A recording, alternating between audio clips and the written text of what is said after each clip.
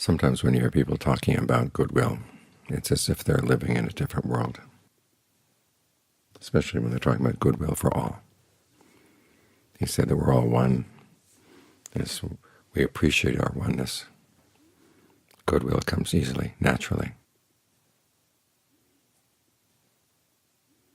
And although our lives may be interconnected, it's hard to say that we're one, or that the interconnectedness is necessarily a good thing.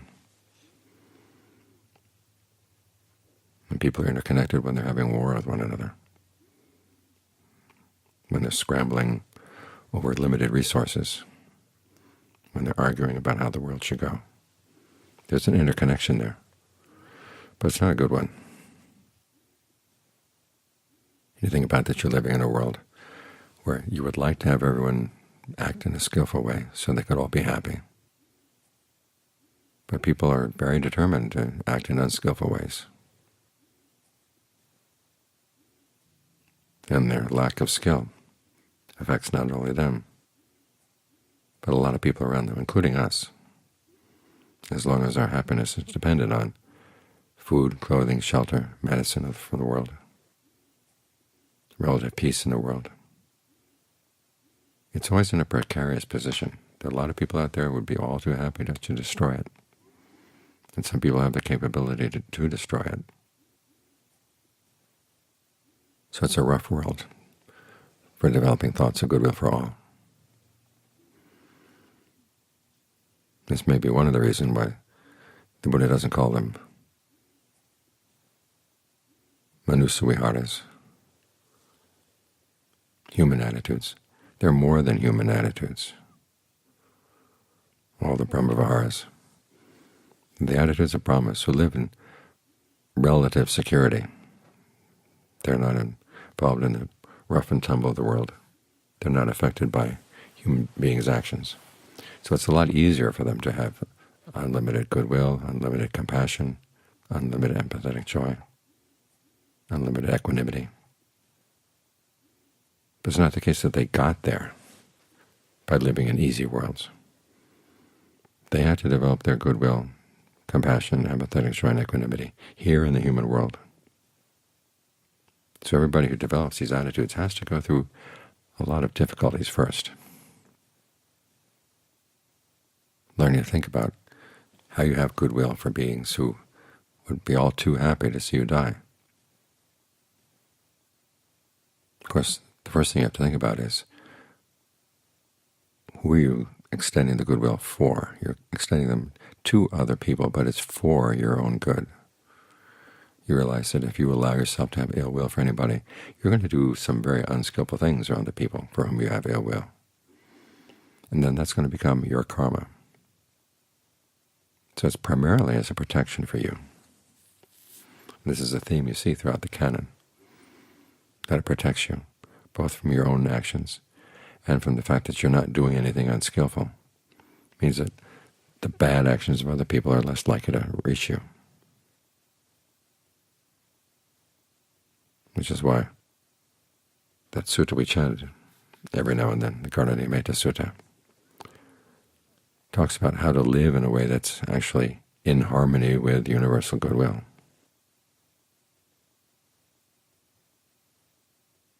You're easy to instruct. You don't have lots of activities going around that involve taking advantage of other people. Your senses are under control. There's a whole list at the very beginning of the sutta about the different qualities that are in line with attitudes of goodwill. So you have to start out by looking at your own behavior. To what extent does your behavior actually express goodwill for others? In what ways could it have more goodwill or express more goodwill? Which is why I say that when you're dedicating merit and extending thoughts of goodwill, it's very different in terms of the responsibilities. When you dedicate merit, it's really up to the other beings to learn about the fact that you're doing that and then to express their appreciation. That becomes their merit then. And you have no responsibility for them after you've spread thoughts of dedicating merit. It's up to them to be up for appreciating what you're doing or not. With goodwill, though, as along with compassion, empathetic joy, and equanimity, you have to carry through in your actions. There's more responsibility there. And you have to remember that it's going to require that you be strong. I don't know how many people have complained to me about, well, if I have goodwill for everybody, they're just going to step all over me. That's not what goodwill means. The Buddha's not teaching you to be a Buddhist doormat. It means that you wish beings would behave in skillful ways for their own good. You hope that they can do it voluntarily. And you'll be happy to assist them in any way in that direction. But letting them step all over you is not voluntarily learning how to be skillful. You have to know when to say no. It's totally possible to have boundaries within limitless goodwill. Because the help that you give to others, that is a form of generosity. Goodwill may be limitless, but your generosity has its limits in terms of your strength, in terms of your position in life. And it's good that you see the difference between the two. It's when people are taking advantage of you. Say, look, that's beyond the realm of what the Buddha said in terms of generosity, where you don't harm others and you don't harm yourself in the way you're being generous. And you can forgive others. In fact, it's a good thing to forgive others, but that doesn't mean that you condone or allow their continuing to step all over you.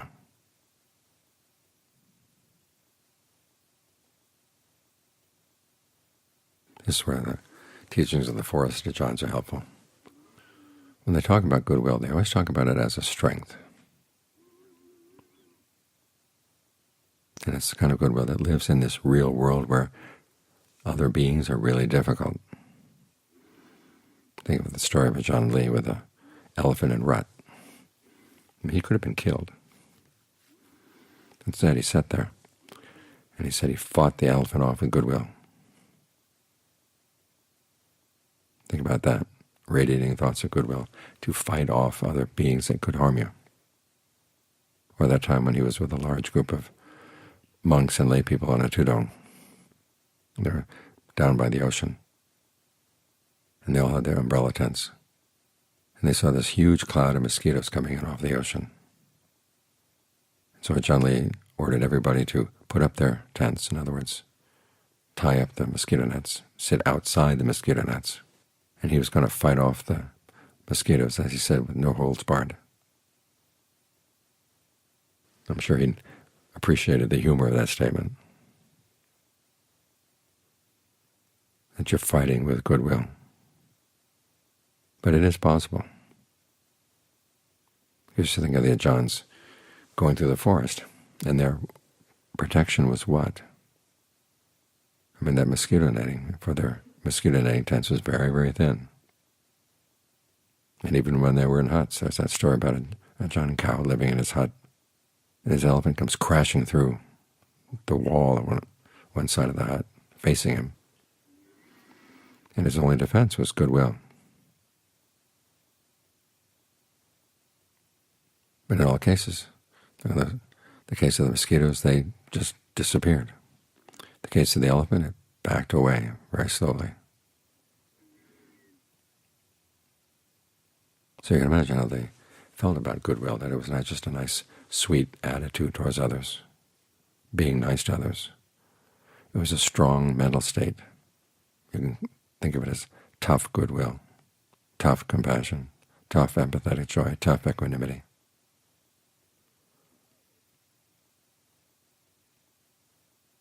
That's the kind of attitude you have that allows you to think thoughts of goodwill for everybody, but at the same time realizing that you have your boundaries.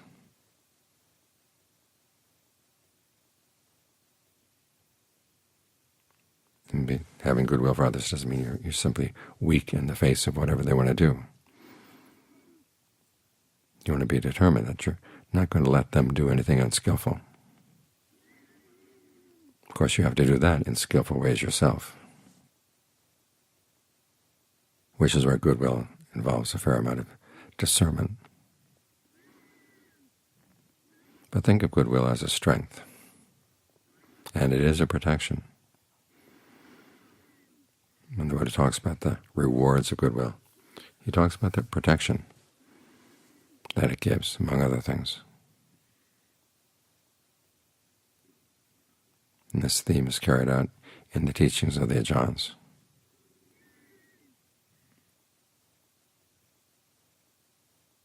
So when you start out thinking thoughts of goodwill, think goodwill for those for whom it's easy to think those thoughts, and then go to those for whom it's harder and harder.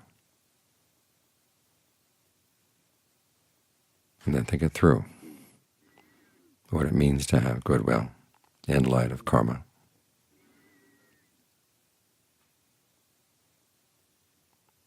And what it means to have goodwill as a means of protecting yourself. And then as you thought through some of the really difficult people, then the next time you do it, it's going to be easier. The next time after that, it's easier still. Once you've adjusted your views, goodwill becomes very easy. What's the other part of all this is that you have to have a source of happiness inside that's not going to be touched by their behavior. Now you can construct states of concentration, you can construct attitudes of goodwill, and they do provide you with an independent source of happiness inside. You think about those monks and nuns in Tibet who were tortured by the Chinese and were able to survive because they maintained their goodwill. And the fact that they were able to maintain it was a source of happiness for them. Because you think about being in a prison where you're being tortured, there are not many sources of happiness being made available. In fact, when the torturers come and they try to act nice to you, they're trying to get information out of you so they can make their tortures more devious. So you have to really be on your guard in terms of your outside environment. So you have to have a source of happiness inside. The happiness of concentration, the happiness of goodwill, these are fabricated things, but you want to make them strong. This is how Brahmas become Brahmas. They started out as human beings, learned how to make their goodwill strong, so they were able to feed off of that goodwill. That thing got them to the Brahma realms.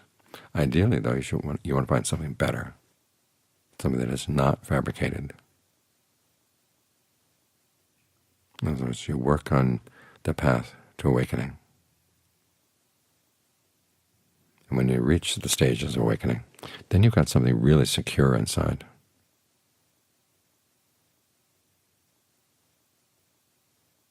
Which makes goodwill a lot easier. Because you know that the happiness that comes from the noble attainments cannot be touched by anything anybody does. And so you're in a lot more secure position where it's easier to have thoughts of goodwill. So it gets easier as you go along, if you do it right. Think about goodwill in the right way.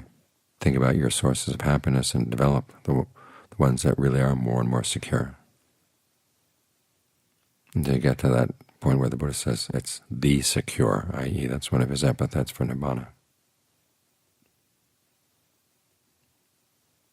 So goodwill requires not only that you have an attitude of goodwill, but you live your life in such a way that it gets easier and easier to maintain that attitude and to express that attitude in what you do.